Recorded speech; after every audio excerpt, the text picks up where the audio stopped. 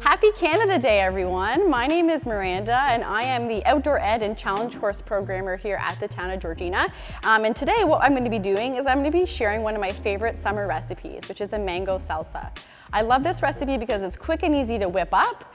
It was shared with me on a camping trip a few years ago, and it's always just kind of my go-to. So it's good on salads, it's good on tacos, it's good on its own. Basically, if you love mango, you can put it on anything. So what we're gonna do is before you get started, you are gonna need a few key ingredients. So you're gonna need at least 1 large mango or 2 smalls. You want a half a can of black beans, a 1/4 cup of red onions, a little bunch of cilantro, just roughly chopped if that's something you're interested in. Not everyone loves cilantro. This can also be switched out for basil or mint, or you can just omit it altogether. Then you have a half a teaspoon of salt, and then limes just to taste. So I like mine really limey, so I have 2 full limes that I'm gonna squeeze into it. So the key thing about mango salsa is having a really ripe mango. So the way that you can kind of tell if a mango is ripe, 2 things. You want to be able to give it a gentle squeeze, and you want to have a little bit of give, not so much where your finger goes through it, but not so that it's really stiff. So now that we have all of our other ingredients prepared, now we're going to dive in and cut a mango. The mango, it's a little bit of a tricky cut because there's a really long seed on the inside. So what we want to do is we want to cut all of the flesh around the seed, and then we want to skin the mango so that there's no skin attached when we throw it into the salsa. So what we're going to want to do is you want to take the mango and have the longest point pointing up towards the ceiling or the sky. You want to hang on to it, grab your knife, find the center, and then move over about a half an inch from the center and cut down. Flip it around. Then we want to cut about 1 inch from the cut that we already made. Just like that. Now we're going to do what's called a cross cut. So it's kind of like setting up a really big tic-tac-toe on the inside of the mango. So when you're doing this, it's called scoring, where you're cutting as close to the skin as possible, but without going through. Flip it around, and this is where that tic-tac-toe kind of plays in here. So now what we do is we cut it in half. And this is kind of a special skill, something kind of new to try, but basically you cut it in half so that the mango can lay flat, and then we gently want to kind of go in between the skin and the cuts that we made on the mango.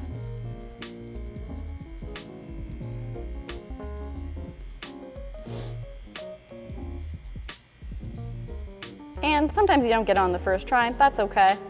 It's a new skill.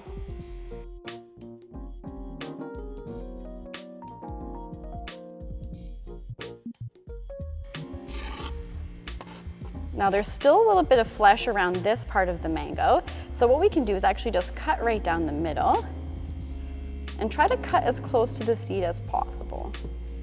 I think we got, we got pretty close there. You know what, we got really close on that one, so there's not too much extra flesh. I wouldn't worry about that.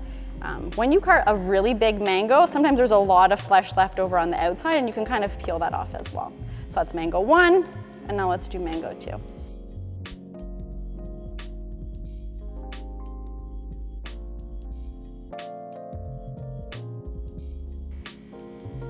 If you're someone who likes mango just as much as I do, what you can actually do is when the recipe is finished, you can cut the skin off, and you can kind of chew all of the flesh around the seed. So it's like a little treat for you.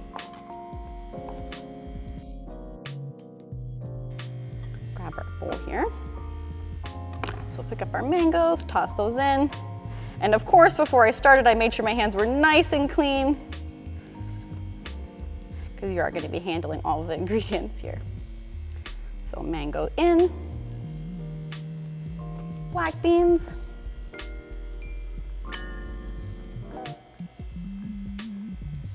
we didn't get too much flesh off that mango, so I'm going to cut down, I'd say about maybe only a 1/4 cup of, a 1/4 can, my apologies.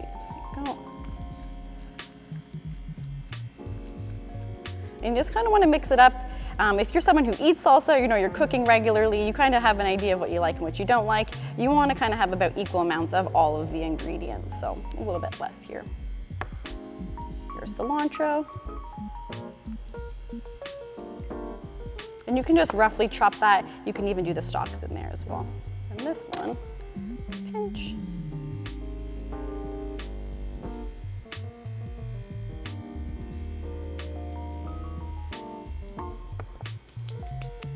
So we got the salt, and now we're gonna get this lovely juicy lime, and I'm just gonna squeeze it right in, right over top. So now that I have about 1 full lime in there, I'm just gonna mix it up, see what it looks like. Check the consistency. We don't want it crazy juicy. And in this case, it looks like 1 lime is gonna do us. The best thing to do too is when you make a salsa is to just let the flavors and let all the ingredients mingle together for about a half an hour before you dig in. But this recipe can definitely be made the night before, but I probably wouldn't leave it in the fridge any longer, for about a day. So what we're gonna do is, just because I'm so excited and hungry, I'm just gonna dip in and have a little taste and see what we have here.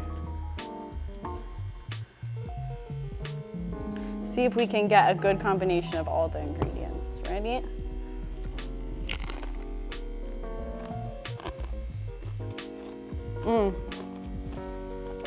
Really good. The mango is very sweet, but the black beans help to just kind of mellow it out a little bit. It's really yummy. Well, thank you so much for joining me here today. If you're looking for the full set of ingredients, or you want the step-by-step instructions, all that information is going to be up on the Recreation at Home page on georgina.ca. And don't forget, when things get back up in action, we have tons of cooking programs with the town of Georgina. I know the link does a few adult ones. I've done an Indian cooking class, but I know they do Japanese, Italian food. And we also run mini chef programs for children and youth as well. So thank you so much, and happy Canada Day, everybody.